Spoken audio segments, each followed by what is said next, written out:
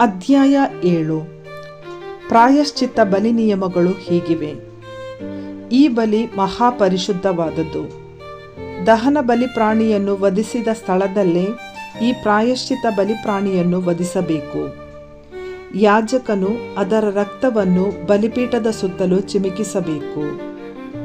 ಅವನು ಅದರ ಕೊಬ್ಬನ್ನೆಲ್ಲ, ಅಂದರೆ ಬಾಲದ ಕೊಬ್ಬನ್ನು, ಕರುಳಿನ ಸುತ್ತಲಿರುವ ಕೊಬ್ಬನ್ನು, ಮೂತ್ರಪಿಂಡಗಳನ್ನು, ಅದರ ಮೇಲಿರುವ ಕೊಬ್ಬನ್ನು ಹಾಗೂ ಕಾಳಿಜದ ಉತ್ತಮ ಭಾಗವನ್ನು ತೆಗೆದು ಬಲಿಪೀಠದ ಮೇಲೆ ಸರ್ವೇಶ್ವರನಿಗೆ ಹೋಮ ಮಾಡಬೇಕು. ಇದು ಪ್ರಾಯಶ್ಚಿತ್ತ ಬಲಿ. ಹೋಮಶೇಷವನ್ನು ಯಾಜಕರಲ್ಲಿ ಗಂಡಸರೆಲ್ಲರೂ ತಿನ್ನಬಹುದು. ಅದು ಮಹಾಪರಿಶುದ್ಧವಾದುದರಿಂದ ಪವಿತ್ರ ಸ್ಥಳದೊಳಗೆ ಅದನ್ನು ತಿನ್ನಬೇಕು. ಈ ಪ್ರಾಯಶ್ಚಿತ್ತ ಹಾಗೂ ದೋಷ ಪರಿಹಾರಕ ಬಲಿ ಹೋಮಶೇಷಗಳಿಗೆ ಇರುವ ವಿಧಿ ಒಂದೇ. ಈ ಹೋಮಶೇಷಗಳು ದೋಷ ಪರಿಹಾರವನ್ನು ಮಾಡಿಸುವ ಯಾಜಕನಿಗೆ ಸಲ್ಲತಕ್ಕವು.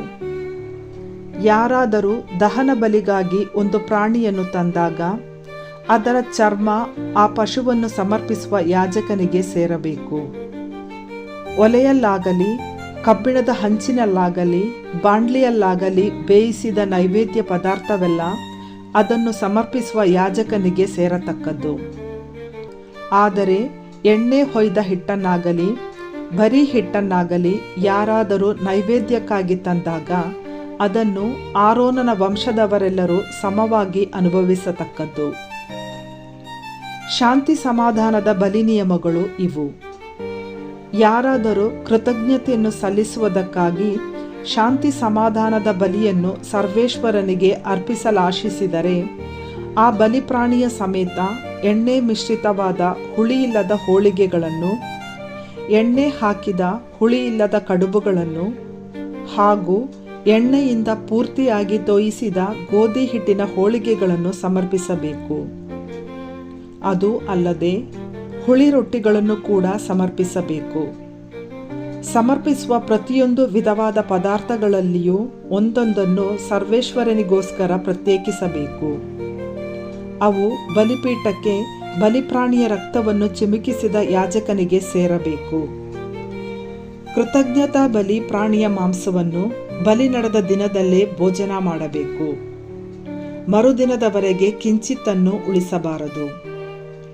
ಯಾರಾದರೂ ಹರಕೆಯನ್ನು ಸಲ್ಲಿಸುವುದಕ್ಕಾಗಿ ಅಥವಾ ಸ್ವೇಚ್ಛೆಯಿಂದ ಅಂಥ ಬಲಿಯನ್ನು ಒಪ್ಪಿಸಿದರೆ ಅದನ್ನು ಸಮರ್ಪಿಸಿದ ದಿನದಲ್ಲೇ ಅದರ ಮಾಂಸವನ್ನು ಪೂರ್ತಿಯಾಗಿ ಊಟ ಮಾಡಬೇಕಾಗಿಲ್ಲ. ಮಿಕ್ಕಿದ್ದನ್ನು ಮರುದಿನ ತಿನ್ನಬಹುದು. ಆದರೆ 3ನೆಯ ದಿನದವರೆಗೆ ಉಳಿದುದನ್ನು ಬೆಂಕಿಯಿಂದ ಸುಟ್ಟು ಬಿಡಬೇಕು. ಆ ಬಲಿಪ್ರಾಣಿಯ ಮಾಂಸದಲ್ಲಿ ಸ್ವಲ್ಪವನ್ನಾದರೂ 3ನೆಯ ದಿನದಲ್ಲಿ ಊಟ ಮಾಡಿದ್ದೇ ಆದರೆ ಆ ಬಲಿ ಸ್ವೀಕೃತವಾಗುವುದಿಲ್ಲ. ಅರ್ಪಿಸಿದವನಿಗೆ ಅದರಿಂದ ಫಲವೇನೂ ದೊರಕುವುದಿಲ್ಲ. ಅದು ಹೇಯವಾದುದರಿಂದ ಅದನ್ನು ತಿಂದವನು ಆ ಪಾಪದ ಫಲವನ್ನು ಅನುಭವಿಸಬೇಕು. ಶುದ್ಧವಾದ ವಸ್ತುವಿಗೆ ಸೋಂಕಿದ ಮಾಂಸವನ್ನು ಬೆಂಕಿಯಲ್ಲಿ ಸುಟ್ಟು ಬಿಡಬೇಕು. ಶುದ್ಧವಾಗಿರುವವರೆಲ್ಲರೂ ಬಲಿಪ್ರಾಣಿಯ ಮಾಂಸವನ್ನು ತಿನ್ನಬಹುದು.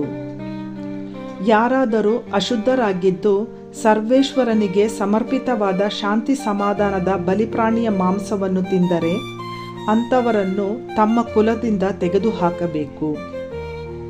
ಯಾರಿಗಾದರೂ ಮನುಷ್ಯ ದೇಹದಿಂದುಂಟಾದ ಅಶುದ್ಧ ವಸ್ತು, ಅಶುದ್ಧ ಮೃಗ, ನಿಷಿದ್ಧ ವಸ್ತು ಇವುಗಳಲ್ಲಿ ಯಾವುದಾದರೂ ಸೋಂಕಿದರೆ ಅಂಥವರು ಸರ್ವೇಶ್ವರನಿಗೆ ಸಮರ್ಪಿತವಾದ ಬಲಿಪ್ರಾಣಿಯ ಮಾಂಸವನ್ನು ತಿನ್ನಕೂಡದು. ತಿಂದರೆ ಕುಲದಿಂದ ಬಹಿಷ್ಕೃತರಾಗಬೇಕು.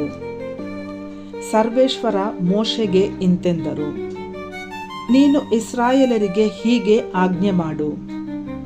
ನೀವು ಎತ್ತು, ಕುರಿ ಹಾಗೂ ಆಡುಗಳ ಕೊಬ್ಬನ್ನು ತಿನ್ನಬಾರದು.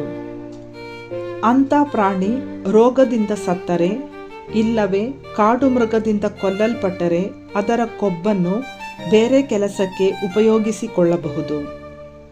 ಆದರೆ ಎಷ್ಟು ಮಾತ್ರಕ್ಕೂ ತಿನ್ನಬಾರದು. ಜನರು ಸರ್ವೇಶ್ವರನಿಗೆ ಹೋಮ ಮಾಡುವಂಥ ಪ್ರಾಣಿ ಪಶುಗಳ ಕೊಬ್ಬನ್ನು ಯಾರಾದರೂ ತಿಂದರೆ ಅವರು ಕುಲದಿಂದ ಬಹಿಷ್ಕೃತರಾಗಬೇಕು. ಪಕ್ಷಿಯದಾಗಲಿ ಪ್ರಾಣಿಯದಾಗಲಿ ಯಾವ ರಕ್ತವನ್ನು ನೀವು ಎಲ್ಲಿಯೂ ಊಟ ಮಾಡಬಾರದು. ರಕ್ತವನ್ನು ಭೋಜನ ಮಾಡಿದವನು ಕುಲದಿಂದ ಬಹಿಷ್ಕೃತನಾಗಬೇಕು. ಮೋಶೆಗೆ ಸರ್ವೇಶ್ವರ ಹೇಳಿದ್ದೇನೆಂದರೆ, ಇಸ್ರಾಯೇಲರಿಗೆ ಹೀಗೆಂದು ಆಜ್ಞಾಪಿಸು, ಶಾಂತಿ ಸಮಾಧಾನದ ಬಲಿಪ್ರಾಣಿಯನ್ನು ಸರ್ವೇಶ್ವರನಿಗೆ ಸಮರ್ಪಿಸುವವನು ಆ ಬಲಿದ್ರವ್ಯಗಳಲ್ಲಿ ಸರ್ವೇಶ್ವರನಿಗೆ ಸಲ್ಲಬೇಕಾದದ್ದನ್ನು ತಂದುಕೊಡಬೇಕು. ಸರ್ವೇಶ್ವರನಿಗೆ ಹೋಮರೂಪವಾಗಿ ಸಮರ್ಪಿಸಬೇಕಾದುದನ್ನು, ಅಂದರೆ ಪ್ರಾಣಿಯ ಕೊಬ್ಬನ್ನು ತನ್ನ ಕೈಯಿಂದಲೇ ಕೊಡಬೇಕು. ಅದರೊಂದಿಗೆ ಅದರ ಎದೆಯ ಭಾಗವನ್ನು ನೈವೇದ್ಯ ರೂಪವಾಗಿ ಸರ್ವೇಶ್ವರನ ಸನ್ನಿಧಿಯಲ್ಲಿ ಆರತಿ ಎತ್ತಲು ತಂದು ಸಮರ್ಪಿಸಬೇಕು. ಯಾಜಕನು ಆ ಕೊಬ್ಬನ್ನು ಬಲಿಪೀಠದ ಮೇಲೆ ಹೋಮ ಮಾಡಬೇಕು. ಎದೆಯ ಭಾಗ ಆರೋನನಿಗೂ ಅವನ ವಂಶಜರಿಗೂ ಸೇರಬೇಕು. ನೀವು ಶಾಂತಿ ಸಮಾಧಾನದ ಬಲಿದ್ರವ್ಯಗಳಲ್ಲಿ ಪ್ರಾಣಿಯ ಬಲತೊಡೆಯನ್ನು ಯಾಜಕನಿಗಾಗಿ ಪ್ರತ್ಯೇಕಿಸಿ ಕೊಡಬೇಕು. ಆರೋನನ ವಂಶಜರಲ್ಲಿ ಯಾವನು ಆ ಬಲಿಪ್ರಾಣಿಯ ರಕ್ತವನ್ನು ಹಾಗೂ ಕೊಬ್ಬನ್ನು ಅರ್ಪಿಸುತ್ತಾನೋ ಆ ಪ್ರಾಣಿಯ ಬಲತೊಡೆ ಅವನ ಪಾಲಿಗೆ ಸೇರಬೇಕು. ಶಾಂತಿ ಸಮಾಧಾನದ ಬಲಿಪ್ರಾಣಿಯ ಮಾಂಸದಲ್ಲಿ ನೈವೇದ್ಯ ರೂಪವಾಗಿ ಆರತಿ ಎತ್ತುವ ಎದೆಯ ಭಾಗವನ್ನು ಮತ್ತು ಯಾಜಕನಿಗಾಗಿ ಪ್ರತ್ಯೇಕಿಸುವ ತೊಡೆಯನ್ನು ಸರ್ವೇಶ್ವರ ಇಸ್ರಾಯೇಲ್ ಜನರಿಂದ ತೆಗೆದುಕೊಂಡು ಮಹಾಯಾಜಕ ಆರೋನನಿಗೂ ಅವನ ವಂಶಜರಿಗೂ ಕೊಟ್ಟು ಅದು ಶಾಶ್ವತ ನಿಯಮವಾಗಿ ಅವರಿಗೆ ಸಲ್ಲುವಂತೆ ಮಾಡಿದ್ದಾರೆ. ಸರ್ವೇಶ್ವರನಿಗೆ ಹೋಮರೂಪವಾಗಿ ಅರ್ಪಿತವಾದ ದ್ರವ್ಯಗಳಲ್ಲಿ ಇವೇ ಆರೋನನಿಗೂ ಅವನ ವಂಶಜರಿಗೂ ಶಾಶ್ವತವಾಗಿ ಸಲ್ಲತಕ್ಕ ಭಾಗಗಳು. ಮೋಶೆ ಅವರನ್ನು ಸರ್ವೇಶ್ವರನ ಸನ್ನಿಧಿಯಲ್ಲಿ ಯಾಜಕ ಸೇವಾ ವೃತ್ತಿಗಾಗಿ ಪ್ರತಿಷ್ಠಾಪಿಸಿದ ದಿನದಂದೇ ಇದು ನೇಮಕವಾಯಿತು. ಇಸ್ರಾಯೇಲರು ಇವುಗಳನ್ನು ಯಾಜಕರಿಗೆ ಸಲ್ಲಿಸಬೇಕೆಂದು ಸರ್ವೇಶ್ವರ ಅವರನ್ನು ಮೋಶೆಯ ಮುಖಾಂತರ ಪ್ರತಿಷ್ಠಿಸಿ ಅಭಿಷೇಕಿಸಿದ ದಿನದಲ್ಲೇ ವಿಧಿಸಿದರು. ದಹನ ಬಲಿದಾನ, ಧಾನ್ಯ ನೈವೇದ್ಯ, ದೋಷ ಪರಿಹಾರಕ ಬಲಿ, ಪ್ರಾಯಶ್ಚಿತ್ತ ಬಲಿ, ಯಾಜಕ ಅಭ್ಯಂಜನ ಬಲಿ, ಶಾಂತಿ ಸಮಾಧಾನ ಬಲಿ ಎಂಬ ಇವುಗಳ ವಿಷಯದಲ್ಲಿ ಮೇಲೆ ಹೇಳಿದ್ದೇ ಬಲಿದಾನ ವಿಧಿಗಳು. ಸರ್ವೇಶ್ವರ ಸೀನಾಯಿ ಬೆಟ್ಟದಲ್ಲಿ ಮೋಶೆಗೆ ಈ ಆಜ್ಞೆಗಳನ್ನು ಕೊಟ್ಟರು.